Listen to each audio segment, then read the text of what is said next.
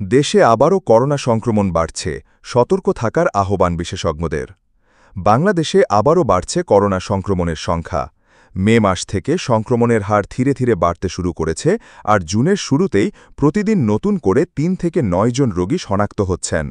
বিশেষজ্ঞরা বলছেন, ভয় না পেয়ে এখনই সতর্ক হওয়া জরুরি। স্বাস্থ্য অধিদপ্তরের তথ্য অনুযায়ী এপ্রিল মাসে মোট ২৩ জন করোনা পজিটিভ শনাক্ত হয়, কিন্তু মে মাসে এ সংখ্যা বেড়ে দাঁড়ায় ৮৬ জনে। জুনের প্রথম সপ্তাহেই প্রতিদিন গড়ে ৫ থেকে ৭ জন করে নতুন সংক্রমণ ধরা পড়ছে। বিশেষ উদ্বেগের বিষয় হল, দেশে করোনার নতুন সাব ভ্যারিয়েন্ট XFG ও XFC শনাক্ত হয়েছে, যা মূলত ওমিক্রন JN.1-এর উপধরন। পার্শ্ববর্তী ভারতেও LF.7 ও NB.18.1 সহ কয়েকটি নতুন ভ্যারিয়েন্ট ছড়িয়ে পড়ছে।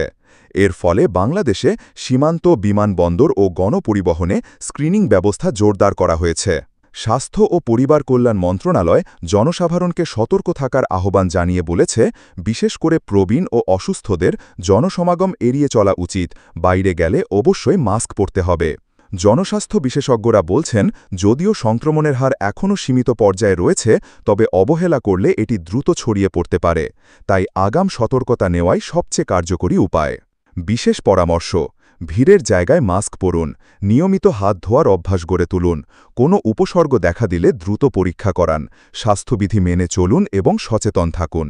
সরকার ইতোমধ্যে হাসপাতাল ও পরীক্ষা কেন্দ্রগুলোকে প্রস্তুত থাকতে নির্দেশ দিয়েছে, যাতে পরিস্থিতি অবনতি হলে তা দ্রুত মোকাবেলা করা যায়।